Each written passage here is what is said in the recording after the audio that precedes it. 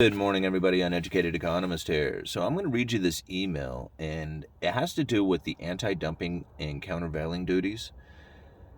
And to be honest with you, I heard a little bit about this during last year. I heard about imports and stuff like that being restricted as far as coming into the country, but I was more concerned about our own supply chain here breaking down. I wasn't really thinking about imports coming into the country, but plywood from China seems to have made an issue with many nations around the world.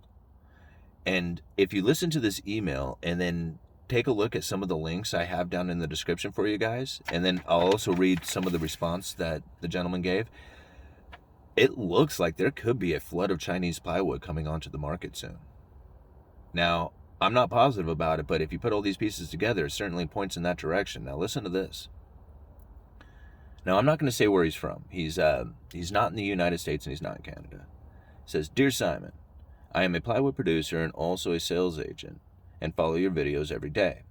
I received news last Friday from my main importer that the AD/CVD duties imposed on hardwood plywood from China, which have been included in there as well, has been revoked for the pine products.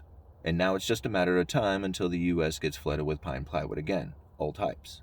PS1 structural, overlay, furniture grade, etc.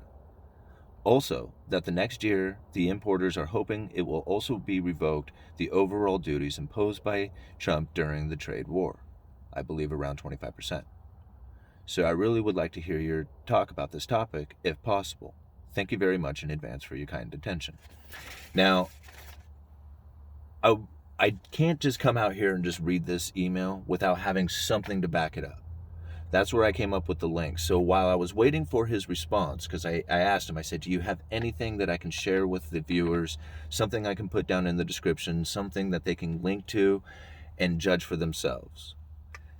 And while I was waiting for his reply from that, I just Googled AD, CVD, duties, plywood, China, and I was amazed by what I came up with. Now, last year, there was a lot of countries talking about this. There was articles that I found. I wouldn't say a lot of countries. There was a few countries, I should say, but there were major South Korea, the United States, Canada, all were accusing China of circumventing the tariffs and duties by routing their stuff through other countries. And now I think about when the United States, because there was, I guess it was December of 2017 when they were hitting China with these duties, these anti-dumping countervailing duties. And so I thought about that. And I was December of 2017. I was wow, right after that, plywood really started taking off. That's really when I started posting videos, was November of 2017. And I remember one of my earlier videos that I had done was talking about how much the cost of plywood has gone up. And now, right after that, plywood shot way up and then it crashed. It dropped. And then there was the whole COVID event. There was this big wild swings and volatility inside of the plywood market. So I wasn't really paying attention to what was going on with these Chinese, imports. But I did notice the plywoods were ticking up. You couldn't get the imports as easily anymore, and they just weren't available. And I didn't really think about it much. I just thought, well, supply chain breakdowns, things change. We really didn't deal with the Chinese imports anyway. I mean, I'm sure people did out there, cabinet makers and stuff like that, but here at the in my yard, we dealt with basically the higher end domestic grade stuff. So as I was looking through these articles, I found where South Korea was accusing China and Malaysia of, inflicting these anti-dumping duties on them because they're accusing of just that. They were subsidizing the plywood and dumping it into South Korea. And so they were accusing them. Canada was accusing them of running it through Vietnam, I believe, and the United States was also accusing them of running it through Vietnam.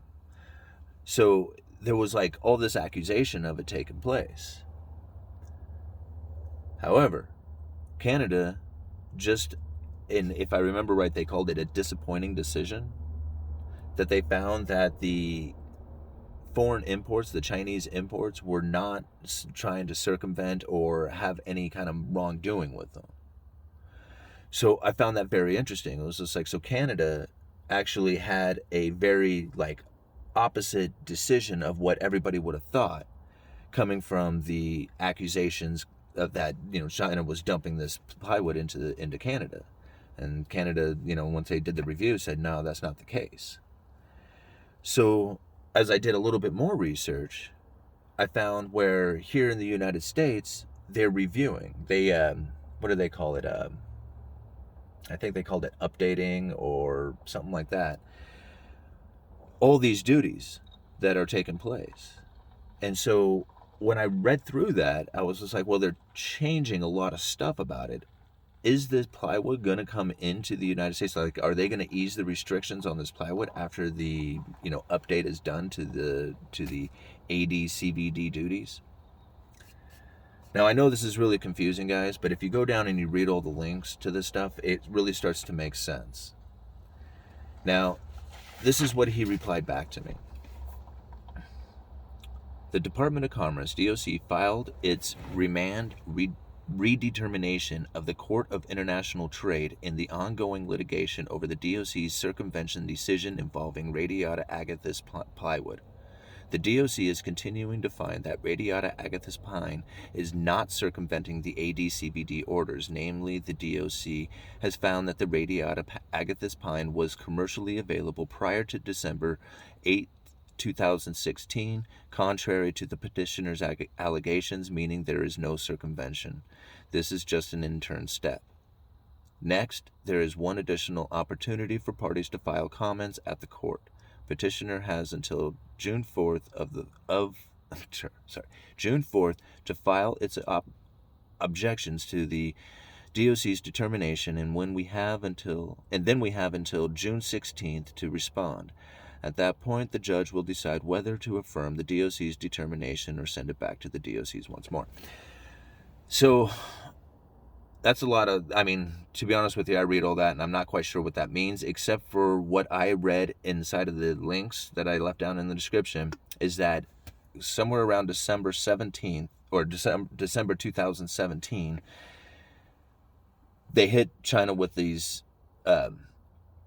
duties, and the amount of imports dropped dramatically. Like, it went from like $1 billion down to like, in 2017 down to like, I don't know, it was like less than 100 million by 2019, 2020. So the imports have dropped dramatically from that, and that's down in, like, I think it was the Reuters article, if I remember right. But this is what the gentleman had to say in response. He said, so, because this really hasn't been decided yet, so this is what he had to say.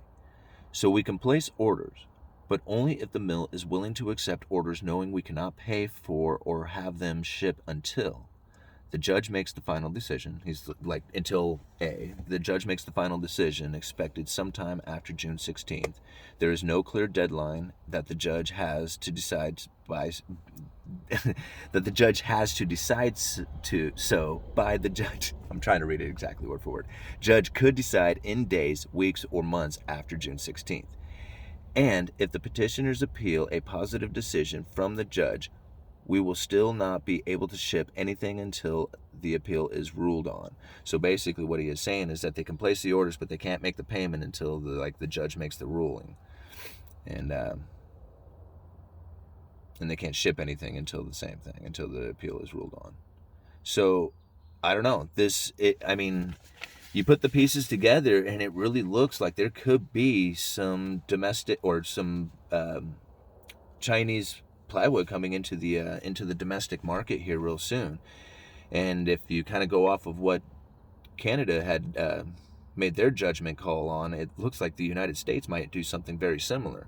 Now I think about that. If it's like something like a component to building here in the United States, having cheaper foreign imports really helps out for the manufacturing here. Now you think about it, like if you're a cabinet maker and you're making cabinets and you're trying to deal with, high-end, high-expensive, domestically made product, and you try to compete with your cabinets out there with the foreign products, there's no way you can compete. But if you can get some of the foreign product in, some of the foreign, you know, basically the components to it, to build them here with cheaper pieces than you would if you bought them domestically, then you might be able to compete on the market with your end product. You know, and that kind of really goes down the line with a lot of stuff, and not just plywood. I just focused in on plywood because apparently that's what this guy is a producer of and a salesman of. But man, if this is not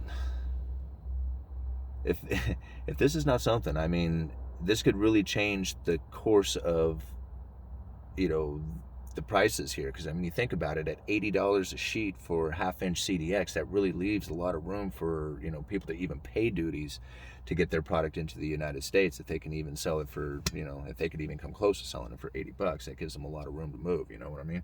And then if you remove the duties on it, now you really got, you know, an opportunity to have a flood of material coming in. So anyway, found that to be incredibly interesting.